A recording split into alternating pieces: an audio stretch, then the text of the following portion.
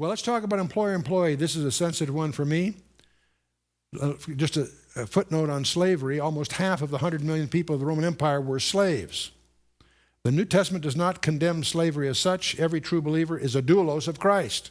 That's what the word Coeur d'Alene really means, by the way. Heart of the all. Heart of the lifetime servant. Actually. Moral reformation versus forcible revolution is a thought that we could spend time on. I won't take it here because we're running out of time. But the New Testament has more to say to slaves than it does to kings. That's interesting. Queen Elizabeth said she was saved by an M. She says in Colossians 1:26, it says not many wise. It doesn't say not any wise. It says not many wise, many noble are called. That was interesting insight. Paul was careful not to confuse the social system with the spiritual order within the church. He didn't fight slavery. His focus was order in the church. I have a dear friend who had a fabulous ministry for quite a while that decided to be a tax protester, and he's serving time in prison now for fighting the wrong battles. He happened to be wrong about his approach, but even if he still thinks he's right, but that's not the point. He fought the wrong battles, and his ministry is a shambles because he's serving prison when he should be out there doing the fabulous job he was doing earlier. Anyway, getting back to the old time, feudal peasants back in those days owed their land owners 25% of the fruits of their labors. Today, we work until July, at least, before we earn for ourselves. We pay about 60% of our income in our federal, state, and other taxes. And I haven't brought that up to date. I suspect it's even higher. It's certainly going to get higher. And so we must not get our kingdoms confused. Yet our stewardship of our mandate in a democracy, we have a representative government that we're going to be held accountable for because they're our employees. And we should be dealing with ballots, not bullets. But anyway, going on here. The worst kind of slavery, more pernicious than that of the Roman Empire, is prevalent today. The enslavement of the mind through the lies and deception of our schools and our media and so forth. The thought police that run our culture, where our media, our main media, deliberately lies and hides the truth from the people casting their ballots. By the way, only the power of the gospel can free us from that kind of slavery, and your prayer closet is more important, more powerful than your ballot box. But servants, so be obedient to them that are your masters according to the flesh, with fear and trembling, in singleness of your heart as unto Christ. There's a very, very key phrase here. I want you, it says, obedience to masters according to the flesh, i.e. physical and mental, not spiritual or of conscience. As unto Christ, no distinction between secular and sacred. Whatever you're doing, if you're a drill press operator, you're doing that as you would to Christ. But there's another phrase here that may shock you to understand. In singleness of your heart. There are two relationships in the law. One is called an arm's length relationship, and one is a fiduciary relationship. The arm's length relationship is one where you owe your employer 60 minutes for every hour paid. Period. When you go home at 5, you are your own. There's also a different relationship called a fiduciary relationship, and the great tragedy within the Christian body is the failure to honor the sanctity of a commitment and to fail to understand that. When you get the singleness of heart, you don't owe your employer just 60 minutes for each hour paid. You are his fiduciary if you're a Christian. If you're a secular employee, 60 minutes for every hour paid, no problem. If you're a Christian employee, you owe him loyalty. There's a basic vocabulary, faithful. More required in stewards that a man be found faithful. 1 Corinthians 4:2, key verse.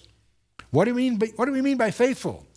Firmly adhering to duty, of true fidelity, loyal, true, to allegiance, constant in the performance of duties or services, true to one's word, honest, loyal, key words. Now, we are, if we're Christians, we are the fiduciary of our employee. What does it mean by fiduciary? The relation existing when one person justifiably reposes confidence, faith, and reliance in another, whose aid, advice, and protection is sought in some matter. That's like a patient to a doctor. like a client to an attorney. Those are fiduciary relationships. The relationship existing when good conscience requires one to act at all times for the sole benefit and interests of another with loyalty to those interests, putting their interests ahead of your own. Attorney has to put his client's interests ahead of his own. A doctor needs to make his patient's interests ahead of his own. That's what the word fiduciary means. The relation by law existing between certain classes of persons as confidential advisors and the one advised, executors or administrators and legatees or heirs, corporate directors or officers. If you're a manager or a director of a corporation, you are a fiduciary of the owners of that corporation. Now I want to read you a couple of Supreme Court discussions on this. The requirements of fiduciary. Many forms of conduct permissible in the workaday world for those acting at arm's length are forbidden to those who are bound by fiduciary ties. A trustee is held as something stricter than the morals of the marketplace, not honesty alone, but the punctilio of an honor most sensitive is then the standard of their behavior. Justice Cardozo, Meinhardt versus Selman, famous Supreme Court decision. So he continues, as to this there has developed a tradition that is unbending and inveterate. Uncompromising rigidity has been the attitude of the courts of equity when petitioned to undermine the rule of an undivided loyalty by the, quote, disintegrating erosion of particular exceptions. Only thus has the level of conduct for fiduciaries been kept at a level higher than that trodden by the crowd. A director of a corporation is in the position of a fiduciary. He will not be permitted improperly to profit at the expense of this corporation. Undivided loyalty will ever be insisted upon. Personal gain will be denied to a director when it comes because he has taken a position adverse or in conflict with the best interests of his corporation. The fiduciary relationship imposes a duty to act in accordance with the highest standards which a man of finest sense of honor might impose upon himself. That's another Supreme Court decision, Judge Sheintuck. I've been in the corporate boardroom for 30 years. I was on 12 public boards, and I can only recall once where we had to remove a director for a breach of fiduciary duty. I was in the full-time ministry 10 years, and we had to do it 3 times. One of my toughest adjustments was to realize that the ethics, I'm not talking morality and other things, the ethics in the corporate boardrooms that I was in over 30 years was a far higher standard than I experienced when I joined professional full-time Christianity. Mostly due to poor training. Not bad people, just not trained properly. While there's a lofty moral ideal implicit in this rule, this judge continues, it actually accomplishes a practical, beneficent purpose. It recognized the frailty of human nature. It realized that where a man's immediate fortunes are concerned, he may sometimes be subject to a blindness, often intuitive and compulsive. This rule is designed, on the one hand, to prevent clouded conception of a fidelity and a moral indifference to that blurs the vision, and on the other hand, to stimulate the most luminous critical sense and the finest exercise of judgment, uncontaminated by the dross of prejudice or divided allegiance or of self-interest. Again, Justice Sheintuck. Well, let's continue here, and we'll wrap it up. Not with eye service as men pleasers, but as the servants of Christ, doing the will of God from the heart. Not just with diligence when the boss... Only when the boss is looking? No, because your boss is always looking. Slacking off when the boss is away is a form of dishonesty. A child asks his grandfather, can God see me all the time? A little nervous about that. He says, God loves you so much that he can't take his eyes off you. I love that. With goodwill doing service as unto the Lord, not to men. A Christian can perform any good work as a ministry to Christ from the heart. Being a witness, in contrast to witnessing.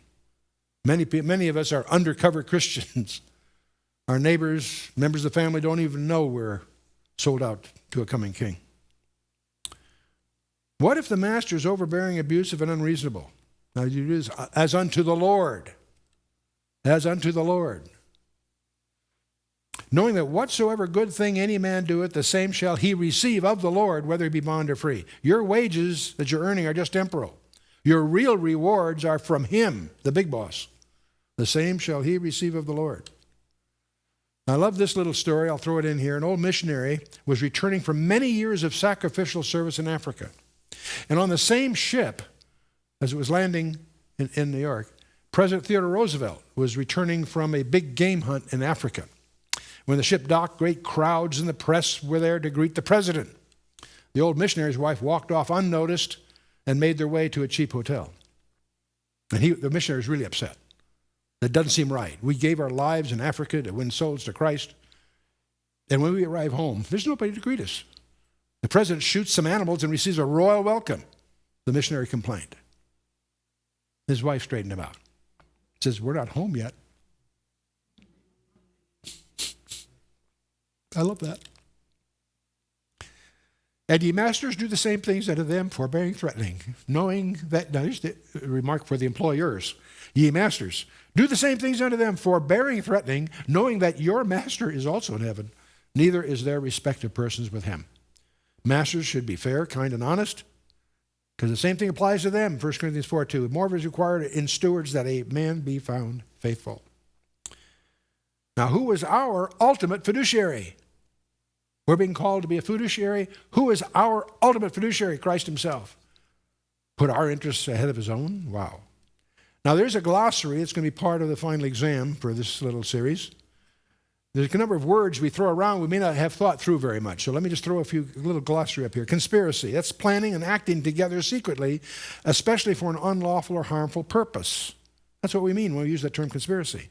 The word faithful, what does it mean? Firmly adhering to duty, of true fidelity, loyal, true to allegiance, constant in the performance of duties or services, true to one's word, honest, loyal. Pretty straightforward. Fiduciary. Well, we've talked about that, but let's just summarize it. The relation existing when one person justifiably reposes confidence, faith, or reliance on another, whose service and advice and protection is sought in some matter. The relation existing when good conscience requires one to act at all times for the sole benefit and interest of another, with loyalty to those interests. The relation by law existing between certain classes of persons as confidential advisors and the one advised, and so on. The word fraud, what do we mean by that? The intentional deception to cause a person to give up property or some lawful right. What's embezzlement? Many of us are guilty and may not realize it. Embezzlement, the theft or act of fraudulently appropriating money or goods entrusted to one's care and management. That can include stealing office supplies from work, whatever. Larceny is theft. The act of taking, carrying away the goods or personal property of another without his consent and with the intention of depriving him of it. There's an intent in regard there.